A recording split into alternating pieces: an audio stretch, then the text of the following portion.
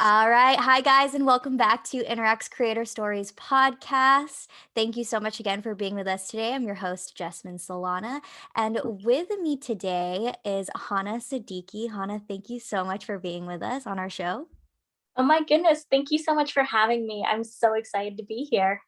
Of course, of course. And just to give you guys a little bit of a background on Hana, she is a 22-year-old writer, which, by the way, I think you might be the youngest I've ever had on here. But you're a writer, educator, and spiritual coach from the sunny San Francisco Bay Area. Her purpose in life is to help people uncover their own spiritual power through utilizing the tools of manifestation, positive affirmations, and astrology. Her career began at the tender age of 16 with the founding of The Road to Hana, a lifestyle blog that quickly gained traction due to her punk rock nature and no filter attitude. I love that. After participating in national ad campaigns, collaborating with some of the world's most notable brands, and even giving a TED Talk in 2017, she began to set her sights on photography, which she retired from in 2020 and has worked alongside the likes of Adidas, Facebook, Toyota, and more. As of 2019, she is also a certified meditation and breathwork instructor and teaches both online and in person at Anchor Meditation in San Francisco. And Hana is also a recent graduate of the University of California, Berkeley, having studied sociology and English literature. Congratulations, by the way, on Thank that you so graduation. much. That was wild. That is just like, I think what gets me, like, I read so many bios, of course, but what gets me is Yeah. just that, like, you're so young, and I'm sure you get this all the time. And I really want to dive into all of that because I think it's absolutely incredible. Um, Oh, but yeah, first and foremost, tell us a little bit more about you, your current business, what you're doing, and then take sure. us back to the start of it all. How did you get started in all of this? Yeah, well, first of all, thank you so much for the sweet words. That really, really means so much to me. So, my business today, as kind of you said in my bio, I'm a writer, I'm an educator, I'm a spiritual mentor, astrologer, meditation breathwork teacher. I wear a lot of different hats, and my work is really primarily focused on helping people to tap into their own spiritual tools and really create the lives of their dreams. It sounds really lofty, but one thing that I've kind of come to understand throughout my own spiritual journey and my own understanding is that we all have so much power within ourselves. We all have so much potential to live these lives that we dream of. And I know this because it's something that I've experienced firsthand. And so I'm super passionate about helping people to realize their potential through this kind of spiritual foundation. And that's what my work is really centered on. So pre-COVID, I was doing a lot of in-person workshops and giving a lot of lectures, gave a TEDx talk, as you mentioned. But now I'm more in the digital education space. So I create courses, do online workshops, and see private clients. So that is in a nutshell what the scope of my business is today. But if you had told me 6 or 7 years ago, this is what I'd be doing, I would have thought you were crazy and out of your mind because this is not what I expected to do. Um, Very, very long story short, when I was in high school, I was training in pre professional ballet. Thought I was going to be a ballerina. That did not end up working out. I had an injury, change of heart, realized this isn't for me. And at the time, I had a family member show me a woman who had a fashion and lifestyle blog. And I've been a writer my whole life, really since I was 11 years old. It's been my favorite thing, my driving passion in life. And this family member was like, you should start a blog. You could be really good at it. And blogging wasn't a thing back then. It definitely wasn't the industry that it's become today. It was more of just a creative outlet. And so I really thought about it and was like, you know what, this sounds really fun. And so I started sharing my life online really when I was in high school in 2014. And it was just me posting a photo of myself that my mom would take of me standing in front of my garage before school, edit it in like the Visco filter app, and then I'd write a little bit about my day. And really, that's how it started. And from there, I was kind of going into it with the intention of, if one person reads this and is better off because of my writing, than I've done, everything. I've made it. I've accomplished things. And really it just started to organically build from there. And in 2016, I started my actual blog, The Road to Hana, which at the time was just a blog, not even remotely a business. And from there, life just really unfolded naturally. I was deep into this fashion and lifestyle blog I had started, which led me into a modeling career, which then led me into a full time photography career, which then led me into influencer work. So there was this whole path that was kind of unfolding for me. And at the same time, kind of underneath this all, I'm having this intense spiritual awakening. I'm really diving into spirituality. I'm studying it and I'm recognizing the power that these tools are having on my own life. And yet I'm being completely vulnerable about all other parts of my life, but I'm so scared to share this part on my platform. I was afraid people were going to think I was crazy. I was afraid that people were going to have no interest in this whatsoever. And so I'm going through this and I'm sharing this other content and I'm just feeling like something inside me tells me that I need to share this with the world. And it wasn't until the end of 2017 that I really began to share my first kind of like inkling of spiritual content on my page. And really, from there, I remember it was a positive affirmation I'd written, and I talked about sharing, the power of affirmations and using them in our life. It kind of exploded. I had never gotten such a positive response from my audience on anything. People were asking me to teach them more, to tell them more, to talk more about this. And so it really kind of naturally unfolded from there in a way that I could have never, ever imagined. And so really my story has taken all these twists and turns, but the underlying theme is that throughout all of it, whether I knew it or not, I was listening to my intuition and it led me exactly where I needed to go, exactly to a place that was so far beyond anything I could have imagined for myself.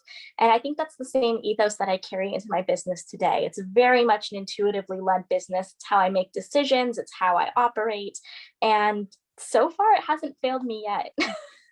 Yeah, no, I love that because, it's like when you, especially now that I'm doing these podcasts, I'm interviewing a lot of other entrepreneurs and they've been doing this, right? And for so long. But usually, like when you speak to people in this kind of stage of their business, they are in their 30s or, late 30s, or maybe even early 40s, or they're like, you know what, this is something I've been wanting to do my whole life. And now I'm finally doing it, which is also awesome. But to have like the maturity and just like kind of vulnerability that you have at this age, I think is amazing.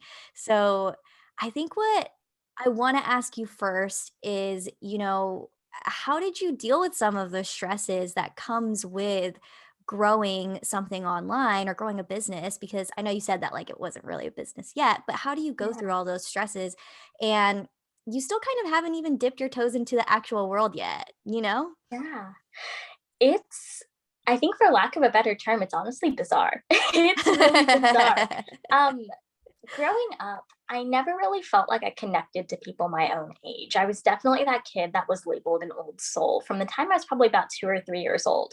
I never really connected to people who were, again, my age. I really wanted to hang out with people who were older than me. I wanted to hang out with like my parents' friends, and making friends my age was really hard. And even like now, I look at my friend circle and the people who I'm closest to, and they're all 10 plus years older than me. And so I think for me, it's been a really humbling experience to build a business that I am, because I recognize that while I have arguably come far in my journey and I can witness that in retrospect, you don't know what you don't know. And a lot of that does come with age. And I see that mirrored to me in the friendships that I have, in my mentors, in the people that I am surrounded by in my community. And so I think it gives me this sense of humbleness, of just recognizing that I don't necessarily see my success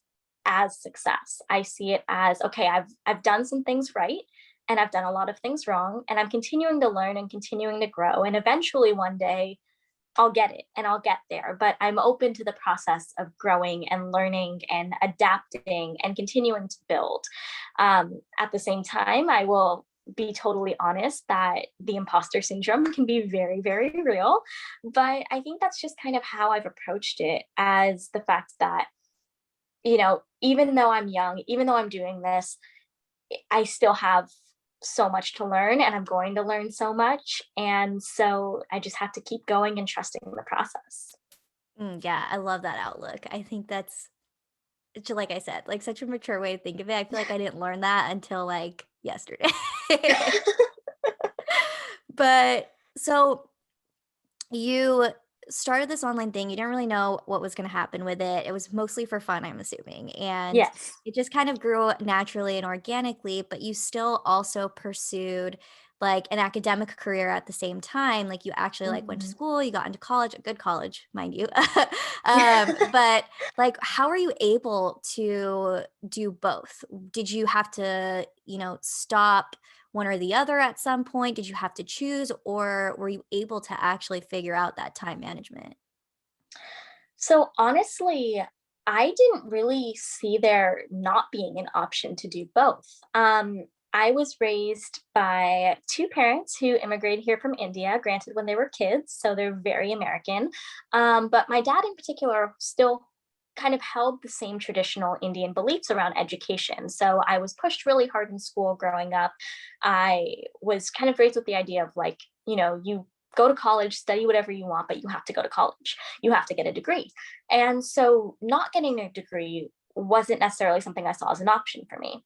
And at the same time, as this was unfolding and as I was starting to kind of build what is now my business today, um, I recognized that there were so many opportunities showing up. And this was something that I was so grateful for, because I did have the awareness that this is special. Not everyone has this. And this is a privilege that I have. And it would be, for lack of a better term, stupid for me to not take these opportunities. And so for me, I didn't see there being an option of picking one or the other. It was, we're going to do both and we're going to find a way to do both. And if that means we have to make some sacrifices, that means we have to make some sacrifices.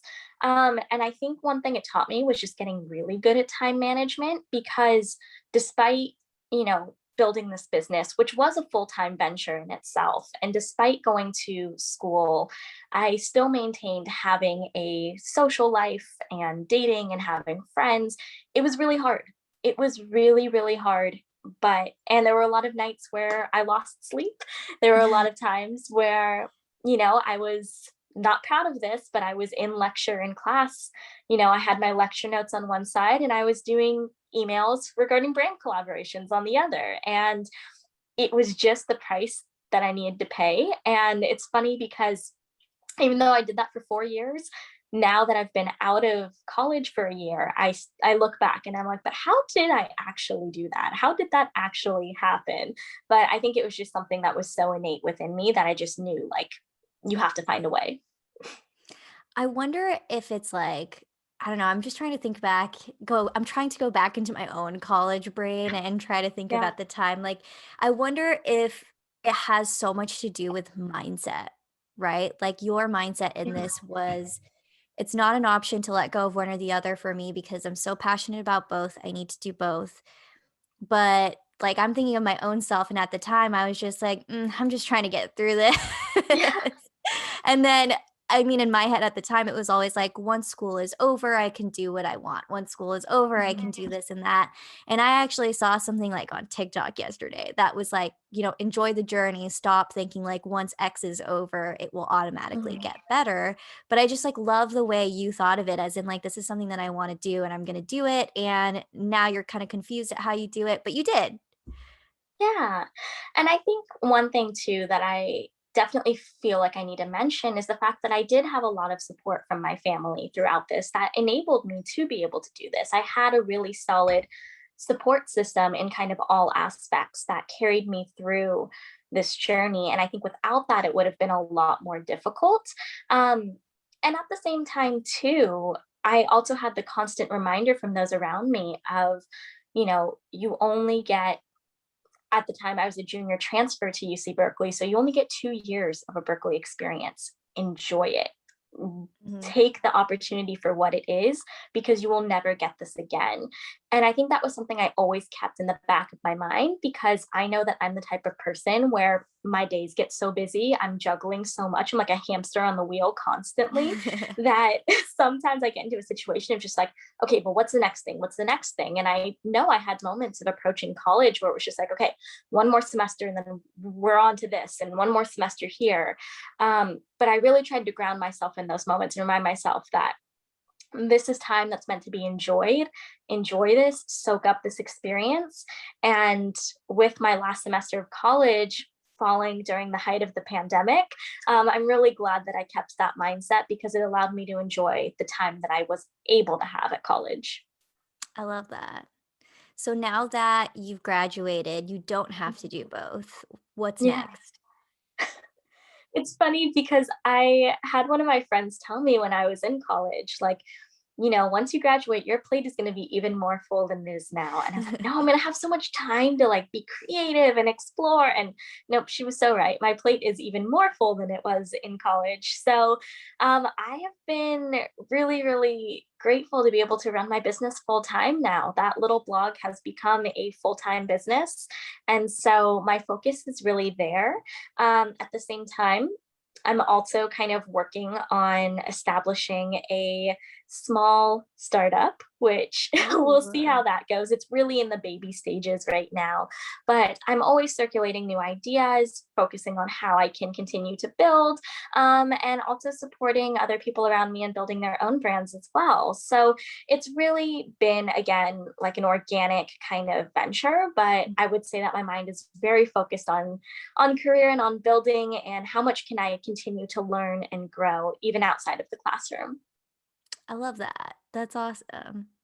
Thank So you. take me back to earlier when you were talking about your story and your journey of how you got here. You mentioned having sort of a spiritual awakening. Tell me a little bit more about that. What was that like, and what does that mean? Mm, it's a really good question. So, for me, in early 2016, I found myself in a situation where there was something I wanted really, really, really bad, but there was no like conceivable way possible that I could have it. Like my mind was going through the mapping of like, how can we get from point A to point B? And there was no clear route. And so it was kind of in that moment of trying to think about things and figure things out that I was led to this giant bookshelf I have in my room. Being a writer, I've been a voracious reader most of my life. And so I have this bookshelf that's just like crammed with books. And at the bottom of the bookshelf, like in the back corner with the books that I didn't really touch at all, was a copy of this book called The Secret by Rhonda Byrne. And this book, The Secret, is all about the law of attraction, manifestation, and it's a lot of people's gateway into spiritual teachings. And so my mom had actually bought me this book when I was probably about 12 or 13 years old. And I remember reading it and thinking, this sounds awesome. I get it. And put it on my shelf and was like, I'll get to it later. And so here was later. And I found myself in kind of mapping out the situation, feeling really called to go to my bookshelf. And I did. And I was called to pick up that book. And the book almost kind of flew open to a page. And the page was exactly what I needed to read. And so I really like dove into that book. I flew through it in a couple hours and was like, I need more. And so it was really just this journey of, here's this piece of information I found that is so powerful. How can I continue to learn more and adopt these principles into my life? I'm a big believer that spiritual texts like that will find you when you're ready for them. And I was definitely ready at the time. And so it just became me really studying these ideas, these belief systems, these ways of living. Um, I'm just trying my hand at kind of adopting them, like trying my hand at manifesting something. I began journaling, I began meditating daily, and realized that these practices were making me a much better person. I was calmer, I was more grounded.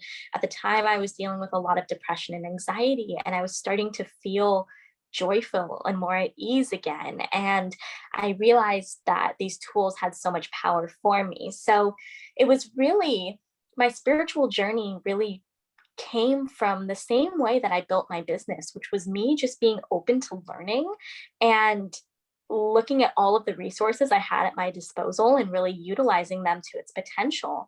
And so, to answer your question on what a spiritual awakening is, I think that answer is going to be different for every single person because it's going to look different for every person. But for me, in my circumstances, it was kind of recognizing my own limitations as a person, as an individual, fully operating from the self, and saying, I need help. I'm open to help, and being willing to open the door of opportunity for help when I heard the knock, if that makes sense. It does. I love Yeah. that. That's really awesome. Yeah, Thank recently I you. got part of the reason too I was so interested in this was because, I had recently gotten into basically the same thing, but not Yeah. near as, like, how you have it down. It's like one of those things where, like, you're super interested, you wanna be into it, rest of life Same. gets in the way. But, what I think is super interesting is, 1, you were able to take something you were super passionate about, create a business out of Mhm. it. And 2, it sounds like you're also still practicing this as, like, a way to kind of overcome any challenges that you do Mhm. have growing your business and then even like going through school, I'm assuming, right? Yeah. Absolutely. And I would go as far as to say, like, any of life's challenges can be dealt with from this kind of foundation. And so, my work and the thing that I teach to my clients and my students is that it's really about developing your spiritual toolkit and your spiritual foundation. So, whatever that looks like for you, whether that's developing a meditation practice, a journaling practice, whether that is developing a form of faith that feels really good for you, whatever that is, it's cultivating those tools and building them up so when you enter these moments where life challenges you and tests you, whether it's, you know, in a breakup or during a move or during a pandemic or whatever it is, you have the tools and the foundation to get through it a little bit more gracefully than you would without them, and therefore make the process a little bit easier. It doesn't necessarily solve all your problems, but it just makes the process a little bit more bearable. So what would you say is something you can do to actually, I don't know the right way to word this because I'm trying to make it sound make it make sense Yeah. basically, but what I'm trying to say is, so I feel like a big reason, right, and why a lot of people in the world thinks this is like weird, like you said earlier, like people are going to think I'm crazy for this. And I agree with you that I've had people where they're like, okay, like, what are you like, Yeah. doing some, weird like voodoo curses or Yeah. something, which voodoo isn't even like that. But anyway, Right. is like Totally. how do you kind of open yourself up to the idea of using something like this? So the reason that I'm asking is because I think a lot of entrepreneurs could find actual like kind of anxiety relief from something like Mhm. this, and like even just meditating, it doesn't have to be connecting with the stars or something, right? Or Yeah. like aligning with the planets. It really could just Totally. be centering yourself in your mind, but you have to be open. So how can Yeah. you open yourself up to the idea of just trying it? I think it really comes from being willing to be honest with yourself. I find that we're in a time where we have people who are kind of fall into two separate groups. We have people who are very vulnerable and focused on, self improvement and feeling better, mental health, and whatever it is, wellness centric people. And then we have people who don't necessarily want to confront those things. They want to hide, they want to sweep it under the rug, they want to pretend like it doesn't exist. And I'll admit that for a long time, I was that person. I was that person who was like, I don't want to talk about my feelings. I want to pretend they don't exist. I'm just going to bottle them up. I'm going to just ignore them. And what I found throughout kind of my spiritual journey is that that didn't work for me. That did not get me into a good place because it got me into a state where I was constantly anxious. I was overwhelmed by life. I felt like I had no outlet and I had no way of processing or understanding. And I got to the point where I was just sick of it. But I wasn't sick of it until I was honest with myself. So you have to really kind of get real and be willing to sit with the uncomfortable things that show up for you and say, okay, what is really going on for me and how can I address this? And furthermore, am I willing to make a change in order to feel better? And if the answer Mm. is yes, cool, awesome, you're ready for this work. If the answer is no, then I think you also have to ask yourself, what is it going to take for me to get there? And I think that's also kind of falls in line with the idea that I was saying earlier of we come to this work when we're really ready for it. If Mhm. I had been, say 16 years old when I was really starting my blog, my business, um, if I had really come and been aware of spiritual practices then, I don't think I would have been ready for it. And I don't think I would have been open for it. And I would not have been truthful with myself in the way that I needed to be in order to get where I am today. It really took that time of growing and also, honestly, getting sick of where I was at to then be open to adopting these practices. And so, I would say if you're trying to force it, it's probably not the way to go. Just be open to whatever unfolds and be willing to be truthful with yourself the whole way. Wow, that was really well put. I think that's cool. Because no, I think you're so right. And like, I don't know, the something that comes to mind is like you don't have to hit rock bottom to get there, but No. you just have to be open. You have to be like ready for it. It Mhm. has to be something that you're like, okay, I actually my fiance, every time he gets super stressed out, I'm like, why don't you try journaling? And he's like, nah. I got him a journal and he wrote like two sentences and he was like, I'm not into it. Yeah, totally. But then comes back like 2 days later and is like, "I'm so stressed out," and it's like, "I don't know what else to do to help you." But it's just kind of that, like, yeah, like, you have to be open to the idea, you have to be ready for it, and I think that if you are in that space, it can actually be super helpful Yeah. because, you're actually, like, allowing it to help you, I guess, in a sense.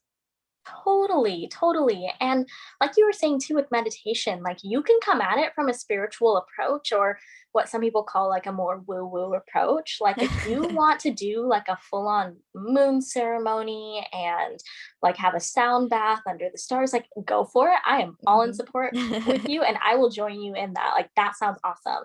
But if you just want to take like a purely like clinical psychological approach to meditation, that's super cool, and there's plenty of teachers who do that. I've taken Mhm. classes and worked with instructors who fall into both ends of the spectrum, and they're both really awesome. So I think it's just about kind of also working to destigmatize what these practices are and say, like, Mhm. you can take the total clinical, non woo woo approach, or you can go like, I was going to use a really kind of inappropriate saying, but you can you can just really go for it and really take the full spiritual approach. It's really what's up to you. Yeah, no, I think too what comes to mind is it it's I think it also kind of stems from celebrities. Like, not that it's bad that they do Mhm. the more kind of woo-woo approaches, but I recently read Jenna Dewan's book that Mm. she came out with a few years ago. I can't remember the name, but it's, like, sitting on my coffee table because it was so long ago.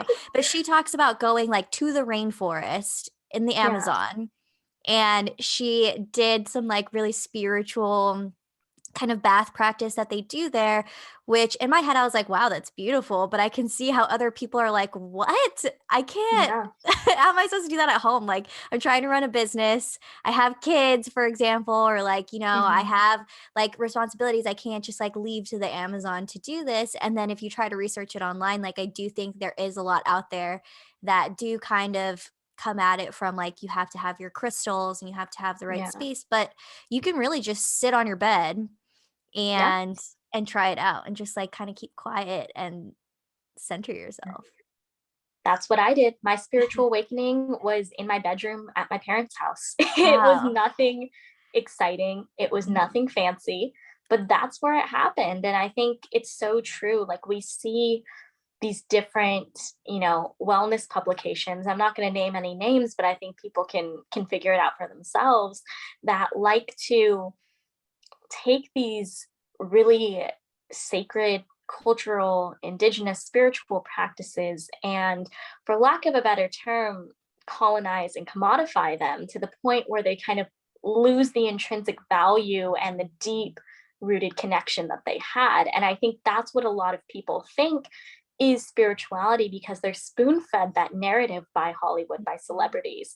And unfortunately, that's not what it is. So I think kind of my role as an educator in this space, and what I hope to see more people kind of follow suit in, is just remembering to acknowledge what these practices actually are, and Mhm. not just the mainstream kind of versions that we tend to see, kind of, which represent kind of the extremes of situations. Yeah, yeah, no, I agree with that. I agree with that.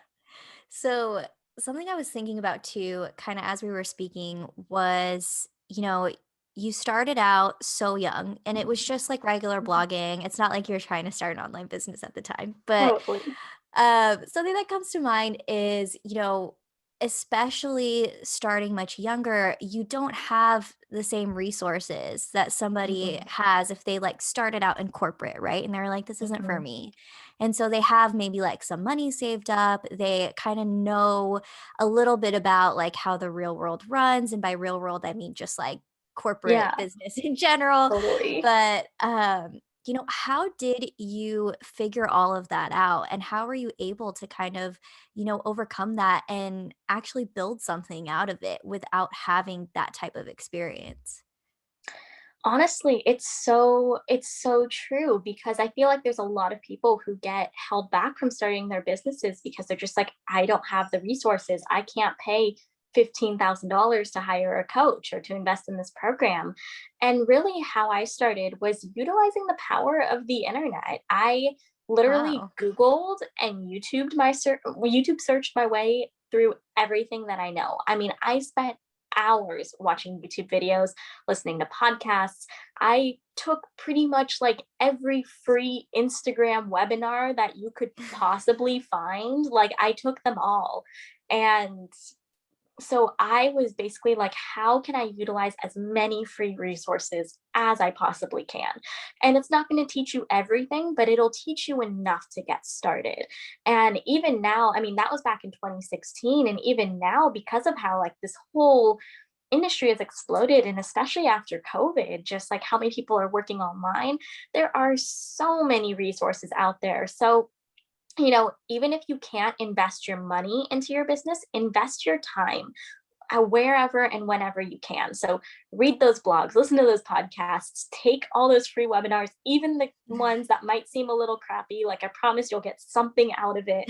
Um, and just take what resonates and take what you need and leave the rest behind. And then eventually you'll build up to a point where you can invest and start hiring those coaches and taking those higher level programs that might give you a more like detailed explanation of what you're looking for. So I feel like, though, that was only a place I got to maybe about a year ago. About a year Mhm. ago was when I was finally able to hire a business coach. I was able to invest in programs and systems that helped me a lot and helped me to scale really quickly. But I'm so grateful for all those years of putting in the time, because it led me to then being able to receive the money. Ah, I love that. Was there so when I think of, right, those free webinars, and I Hmm. remember when I was, I think I was watching a webinar about it was like a career coach, I think it was, but I didn't Hmm. know. At the time, I was like, "I don't know what this is. This is a free class. I'm gonna take it." But Yeah, totally. at the end, what I realized was, oh, these are like webinars that basically give you enough information to get you interested and then they sell Hmm. something to you. So Totally. I'm assuming that happened a lot to you. How did you kind of, I guess, get past either did you actually start buying stuff till you realize like, oh, I I just have to keep going with free and this was kind of a waste of money for me right now? Or did you already realize that very quickly and you were just like, cool, I'm just gonna get the free webinar and that's it? I realized very quickly that it was a sales tactic, and Nice. really was just like, you know what? I'm just going to sign up for the free webinar. I'm just going to take whatever tidbits of information I take. And even if I just learn one thing out of this 30 minutes of time I spent, I learned one thing, and that's Mhm. great. So you can't really be picky with those things. You just have to be open. Again, I think everything boils down to just being open. And with these webinars and whatnot, it's being open to what shows up for you, what resonates for you, what you learn. Hopefully you'll learn at least one thing you can walk away with, and then you can move on to the next thing. um, I would say I didn't start investing in programs until probably 2019, so about 2 years ago. was when I bought my first program. And I think that came into a place when I was already kind of at a place where I was generating revenue for my business. And the investment made sense from the level that I had reached at the time. So don't feel like you have to put in all this money and time and energy into these programs right away. Be selective with the programs that you take, because make sure that they're of value to you and it's something that you feel will really help you and provide a direct like ROI for your business. And also, go crazy on the free webinars and learn as much as you possibly can. I think your perspective from it too is so useful because you were so much younger and didn't have like a backup plan, right? Like you didn't have like Mhm. backup money that you could just be like, ah, it's okay if I spend $2,000 Yeah. on this because I have like a savings account. Whereas I Yeah. think where what I've noticed, at least like in my time at Interact, is people get caught up in this like, oh yeah, this program is going to be the end all for me. I'm going to learn so much. And a lot of times you probably do, but, Mhm. maybe it's not quite the right time yet, or it wasn't the right Mhm. program for you, and now it's like, "Great, I spent, like, $2,000 on this." Right. Right. Mhm. Totally. It's so true. It's so true. Like people will just get so caught up in these programs and think these programs will give them the answer that they've been looking for their business, but really the program is what you get out of it. It's how much do you put in, how much time and energy are you willing to put into this program to be able to get out of it what's going to help you to grow your business. And if you're not willing to put that time and energy into the free webinars, you're not going to be willing to put that time and energy into the paid program. And that sounds really harsh, but that's kind of the approach that I've taken is, if I'm not willing to put in my time and energy for the free stuff, why am I going to carve out the time just because I've made an investment? And granted, there is an investment there, but it needs to be the same approach both ways. Mhm. I like that a lot. It's really interesting. It's like I don't know, I think coming from people that I have talked to where they Mhm. started out like, they did your normal, okay, I just need to get through school and it's just school, make my way. Then like I start out a job, they're in corporate Mhm. and because they do kind of have this sort of worldly experience of it, they make Mhm. decisions much more differently. Whereas Yeah. in your case, you didn't, so you're just like, I'm just gonna do it. I'm Mhm. just gonna do it however, and I don't really know what I'm doing, which I think sometimes ends up working out, right? Like, Yeah. well, this makes me think of is, my brother, he's a nurse, and Mm. he did his NCLEX exams, and he was like, I heard somebody say something about how, like, if you know nothing about, you know, the medical field, you actually could do better on this test than people who actually went to school for it. Mm. Because Mhm. you're not so caught up in the different like, "Oh, it might be this, it might be that. Oh, but what if it could be this?" You just, like, try to think at the top of your head what logically Mhm. makes sense, and he was like, Yeah. going through this question, I don't even remember what it was, but I was just like, "Oh, you would do that first," and he was like, "Wow, I feel like this is real," and so anyway, I think Yeah. it's similar to your experience. I think so too. I mean, I've never really taken a formal business class. I'm not really like formally trained in all that stuff. And if I was, sure, I could have avoided a lot of mistakes that I've made and I probably could have experienced growth in different areas. But I think for me, I again take a very intuitive approach to my I love business and that. that works for me. And it's something that I encourage my clients and my students to do as well through their work is just trust your gut and don't be so reliant on what the books or even the experts or Mhm. whatever are going to tell you. Like take that with a grain of salt, learn as much as possible, but ultimately put that information into action in a way that feels best and feels right for you. I love that. So we are coming up on time, but I did have one more question that I wanted to ask you before we do wrap up because I think Yeah. it's a really good one. And I don't know, tell me if you get this question all the time, but Yeah. being as young as you are, and I'm sorry that Mhm. a lot of my questions because I just find it so No, no. cool. But being as young as you are, do you ever feel like people, see your services, think it's really cool at first, and then they're like, wait, she's only 22? Like, what? Like, I guess I wonder, do people wonder about the credibility there? Honestly, it's only happened a handful of times. Nice. Thankfully, I'm super grateful for that. There's only been a few times where people have questioned whether or not, I'm for lack of a better term, entitled to charge my rates or do what I am doing. And I just like to respond with, I have put in as much time and energy and, effort and also money as I possibly could into this. And I feel that my rates are reflective of the expertise that I bring. And just because I came into this at 20, 21, 22 versus 40, 41, 42, it doesn't really make a difference. Yes, there's a lack of life experience, but when it comes to this information, the information is being delivered, in the best way that I possibly can. So, when people do have that kind of reservation, I just kind of let them know that it's probably not going to be a fit for us to work together, and that's okay. I can refer them to someone else. But thankfully, that doesn't happen very often. I'm super grateful that, my clients, even though the majority of them are much older than me, that they trust me and have faith within me. And it's something I don't ever take for granted. I love that. Well, I'm a fan. That's why I keep Thank you. asking. But yeah, no, I love it. I think it's awesome. So, okay, so we are coming up on time now, but thank you Yeah, so much. And I do have my two last questions that I do wrap up sure. every show with if you're up for it. So what are three things that most people wouldn't know about you? Ooh, three things that most people wouldn't know about me. So I think the first one is that I'm an introvert. Most people who Wow. follow my work do not know that I'm super introverted. I have like five friends who I love to death, but I'm not a super social person. I've learned how to turn it on for my business, but I'm definitely introverted.